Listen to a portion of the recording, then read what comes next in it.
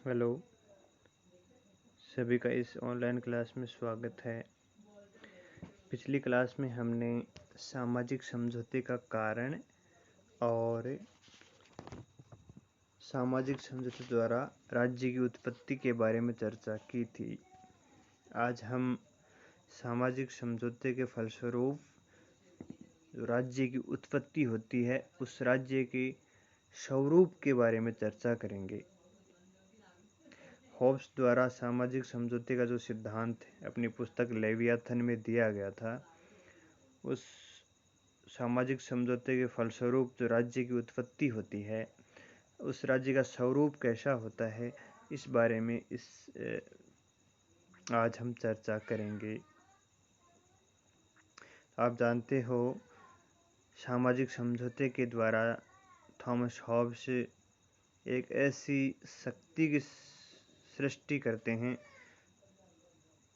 जिसमें बहुत ज़्यादा दमनात्मक शक्ति होती है और जो निरंकुश शक्ति होती है।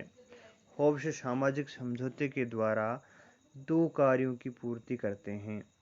पहला, वे एक व्यवस्थित और सभ्य समाज की स्थापना करते हैं। हॉब्स सामाजिक समझौते के द्वारा दो प्रमुख उद्देश्य बताते हैं, दो प्रमुख उद्देश्यों की पूर्ति होना बताते हैं, जिसमें पहला है एक व्यवस्थित और सभ्य समाज की स्थापना और दूसरा वे एक ऐसे राज्य की स्थापना करते हैं जिसमें मनुष्य अपने समस्त प्राकृतिक अधिकारों का परित्याग एक निरंकुश प्रभु का निर्माण करते हैं। दूसरा जो उद्देश्य है वो एक ऐसे निरंकुश प्रभु का निर्माण करना है जिसमें सभी उस राज्य के सभी व्यक्ति अपने अधिकार उसको सौंप देते हैं। और हॉब्स कहते हैं कि सामाजिक समझौते के द्वारा निर्मित राज्य व्यक्तियों को ये आश्वासन देता है कि बाह्य और आंतरिक दोनों प्रकार से शत्रुओं की उन लोगों की सुरक्षा की जाएगी। सामाजिक समझौते के फलस्वरूप जो राज्य की उत्पत्ति होती है, वह राज्य सभी लोगों को यह आश्वासन देता है कि आंतरिक और बाह्य शत्रुओं से उन लोगों की रक्षा की जाएगी। और ऐसा तभी होता है जब सारे लोग, सभी मनुष्य राज्य की आज्ञा का पालन करने का आश्वासन देते हैं और राज्य की शक्ति किसी एक व्यक्ति में परिवर्तित हो जाती है और ऐसा व्यक्ति ही सबकी इच्छाओं की एक शक्तिशाली इच्छा के रूप में परिवर्तित कर देता है। और जो व्यक्ति इस शक्ति का प्रतीक होगा वह संप्रभु या राज्य कहलाएगा। हॉब्स कहते हैं कि सारे व्यक्ति अगर राज्य की आज्ञा का पालन करने का आश्वासन देते हैं और साथ ही राज्य की संपूर्ण शक्ति किसी एक व्यक्ति या व्यक्तियों के समूह में परिवेष्टित कर दी जाए, तो ऐसा व्यक्ति सबकी इच्छाओं को एक शक्तिशाली इच्छा के रूप में परिवर्तित कर सकता है। जो ऐसा व्यक्ति होता है, जो इस शक्ति का प्रतीक होता है, वो लेवियाथन या संप्रभु या राज्य कहलाएगा। इस प्रकार हॉब्स का जो संप्रभु है, राज्य है या लेवियाथन है, वो पूर्ण रूप से निरंकुश है और सामाजिक समझौते के द्वारा अनेक इच्छाओं के स्थान पर एक इच्छा का निर्माण होता है।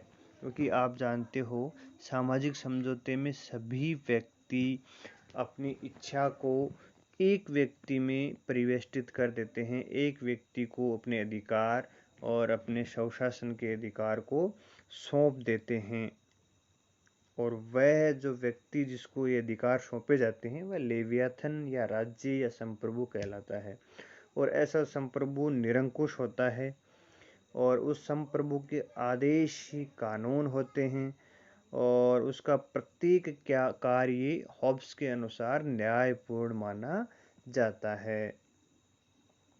और ऐसे संप्रभु या लेवियातन को लोगों के ऊपर भी असीम अधिकार प्राप्त होते हैं और लोगों का एकमात्र कार्य होता है संप्रभु के आदेशों का पालन करना।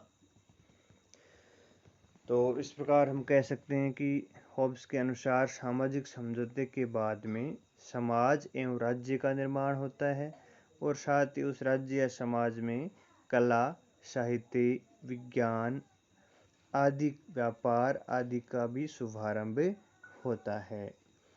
तो संक्षेप में हम कहें तो राज्य का स्वरूप हॉब्स के अनुसार क्या होता है? हॉब्स के अनुसार सामाजिक समझौते के फलस्वरूप एक निरंकुश राजतंत्रात्मक राज्य की स्थापना होती है, एब्सोल्यूट मोनार्की की स्थापना होती है। तो हॉब्स सामाजिक समझौते के फलस्वरूप एक निरंकुश राजतंत्रात्मक राज्य की स्थापना करते हैं। अब हम हॉब्स के सामाजिक समझौते के सिद्धांत की कुछ विशेषताओं की ओर चर्चा कर लेते हैं। पहली विशेषता, सामाजिक समझौते की पहली विशेषता, ये विशेषता पहली है कि सामाजिक समझौता सामाजिक है, शासकीय नहीं। जैसा इसका नाम है कि ये समझौता सामाजिक है, शासकीय समझौता नहीं है, क्योंकि शासकीय समझौता होता है वो शासक और शासितों में होता है, किंतु हॉब्स का जो समझौता है या कॉन्ट्रैक्ट है वो राजा और प्रजा के मध्य नहीं होता है, विभिन्न व्यक्तियों के बीच में होता है। संविदा करने वाले या करार करने वाले सभी व्यक्ति हैं, सभी पक्ष इसमें व्यक्ति ही हैं जो आपस में एक दूसरे के साथ समझौता या संविदा करके शासक का निर्माण करते हैं। इसलिए ये संविदा की शर्त शासक पर लागू नहीं होती। इसलिए हॉब्स का जो समझौता है वो सामाजिक समझौता माना जाता है, न कि शासकीय समझौता, क्योंकि समझौता करने वाले या करार करने वाले सभी पक्ष इसमें व्यक्ति हैं, शासक नहीं है। सामाजिक समझौते की दूसरी विशेषता, आप जानते हो इस समझौते में शासक या संप्रभु किसी भी पक्ष के रूप में सम्मिलित नहीं होता है, अतः वह जो कुछ करता है उसके लिए किसी की भी प्रति उत्तरदायी नहीं होता है, इसलिए वह पूर्ण रूप से निरंकुश होता है। तो सामाजिक समझौते के फलस्वरूप जो शासक या संप्रभु का निर्माण होता है वह समझौते का कोई पक्ष नहीं होता है, इसलिए वह किसी के प्रति उत्तरदायी भी नहीं होता है, और जब उत्तरदायित्व नहीं होता है तो व्यक्ति या राज्य निरंकुश बन जाता है। इसी प्रकार हॉब्स का शासक भी निरंकुश ही होता है। सामाजिक समझौते के सिद्धांत की तीसरी विशेषता यह है कि जिन उद्देश्यों से अनुबंध या समझौते की रचना हुई है वे अनुबंध के या समझौते के अंग मान लिए गए हैं, अर्थात इसका अर्थ ये हुआ कि जब तक उन की पूर्ति होती रहेगी तब तक अनुबंध या समझौता जारी रहेगा। चौथी विशेषता, सामाजिक समझौता भय पर आधारित है। हिंसा जनित मृत्यु का भय ही मनुष्यों को समझौता करने के लिए बाध्य करता है, क्योंकि प्राकृतिक दशा में संघर्ष की अवस्था थी, एक दूसरे के जीवन संपत्ति की कोई सुरक्षा नहीं थी, चारों ओर भय फैला हुआ था। तो सामाजिक समझौते का जो नींव है वो भय पर आधारित है, और ये भय है जीवन का भय या प्राणों का भय, वही समझौता करने के लिए लोगों को बाध्य करता है। सामाजिक समझौते के सिद्धांत की पांचवी विशेषता ये कि शासक सर्वोच्च विधायक होता है। जो संप्रभु होता है वो सर्वोच्च विधायक होता है, उसके आदेश ही नियम या कानून होते हैं। सर्वोच्च विधायक होने का अर्थ है शासक के आदेश ही कानून होते हैं।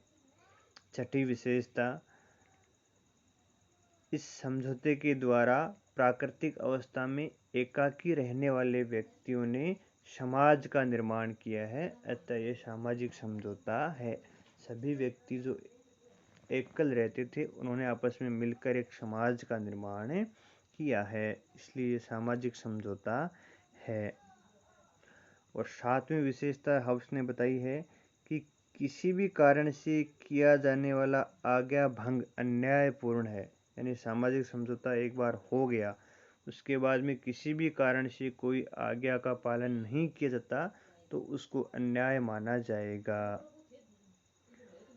आठवीं विशेषता, हॉब्स ने सामाजिक समझौते की आठवीं विशेषता बताई है, वो बताइए कि सामाजिक समझौते के द्वारा विभिन्न जो संघर्षरत इच्छाएं थी, प्राकृतिक अवस्था में सभी लोग आपस में संघर्ष करते थे, वो संघर्षरत इच्छाओं का स्थान एक प्रतिनिधि इच्छा ग्रहण कर लेती है और इस प्रकार शासक के हाथ में एक सामूहिक सत्ता आ जाती है और वह शासक एक कृत्रिम व्यक्ति है और वह व्यक्ति संविदा करने वाले व्यक्तियों के प्राकृतिक अधिकार प्राप्त कर लेता है। जो लोग भी संविदा करते हैं उन सभी लोगों के प्राकृतिक अधिकार वह लेवियाथन या संप्रभु प्राप्त कर लेता है, अतः वह प्रत्येक व्यक्ति का प्रतिनिधि होता है जो भी समझौते में शामिल होता है। तो होब्स ने ये आठवीं विशेषता बताई है कि संघर्षरत इच्छाओं का स्थान एक प्रतिनिधात्मक इच्छा ग्रहण कर लेती है और जो संप्रभु होता है वो सभी व्यक्तियों की इच्छा का प्रतिनिधित्व करता है।